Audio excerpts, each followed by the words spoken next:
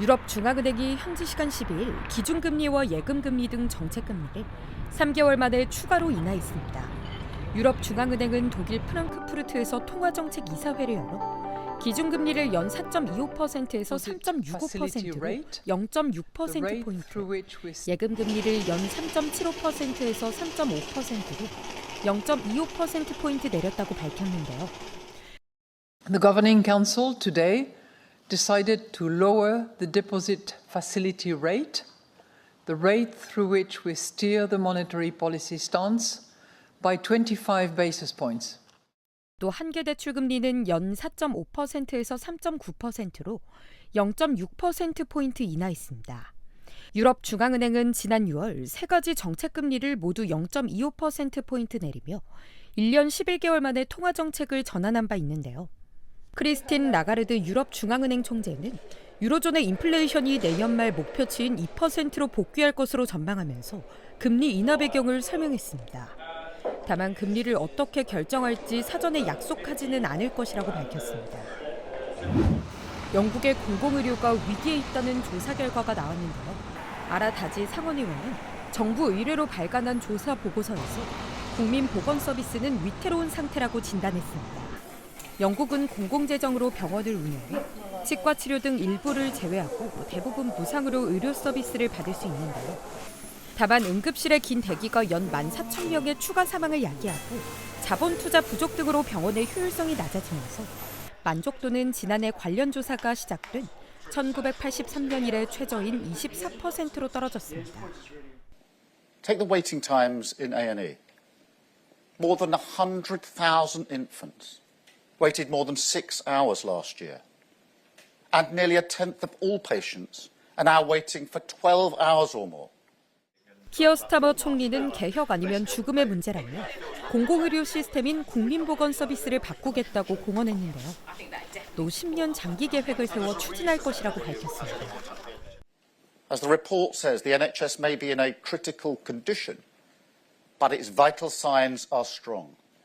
And we need to have the courage to deliver long-term reform. Major surgery, not sticking plasters. 이 10년 계획은 내년 봄에 발표될 것으로 전망된다고 언론은 보도했습니다. 미투 운동 확산을 촉발한 미국의 거물 영화 제작자 하비 와인스틴이 별도의 성범죄 혐의로 추가 기소될 예정이라고 현지 언론이 보도했는데요. 보도에 따르면 뉴욕 맨해튼 검찰 측은 와인스틴의 건강이 회복되는 대로 추가 성범죄 혐의에 대한 기소 절차를 개시할 예정이라고 밝혔습니다. 현재 와인스틴은 뉴욕주 재판과 별개로 베버리 힐스에서 5명의 여성을 성폭행한 혐의로 캘리포니아주에서 징역 16년형을 선고받고 복역 중인데요. 최근 심장 수술을 받고 뉴욕시 병원에 입원 중인 상황입니다. It was an absolute necessity that he had these operations. He still has medical equipment literally hanging off of his body, and it saddens us. 한편 여배우 지망생과 TV 프로덕션 보조원을 성폭행한 혐의로 기소된 와인스틴은 2020년 뉴욕주 1심 재판에서 징역 23년형을 선고받고 2심에서 형량이 유지됐는데요.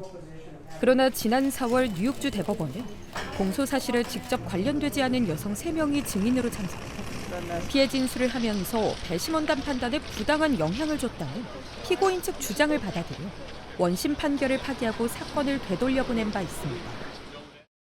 He's not a convicted individual in this courthouse, right? The Court of Appeals said the last trial was thrown out, so he is not a convicted felon here in the state of New York. 뉴욕 맨해튼 지검장은 이 판결 이후 와인스틴을 추가 기소하겠다는 방침을 밝힌 상태고 퇴원 후 이 절차가 이루어질 것이라고 현지 언론은 전했습니다.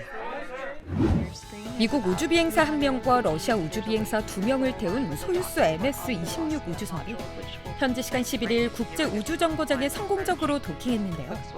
러시아 연방우주공사 로스코스모스와 미 항공우주국 나사는 이 우주선에 탑승한 양국 우주비행사들이 국제우주정거장에 먼저 체류하고 있던 우주비행사들의 환영을 받는 영상을 공개했습니다. On behalf of the entire team in MCC Houston, congratulations to Don, Alexei, and Ivan on their successful launch and return to the ISS. 이들은 국제우주정거장에서 202일 동안 의학, 생물학, 지구 원격 탐사 등 42가지 과학 실험을 하고 내년 4월 1일 돌아올 예정인데요. 유리 보리소프 로스코스모스 사장은 러시아와 미국이 서로의 우주선에 양국 우주비행사들을 태우고 국제우주정거장에 오가는 협력을 지속할 것이라면서 내년 봄에도 이런 비행이 예정돼 있다고 밝혔습니다. 지금까지 월드투데이 전해드렸습니다.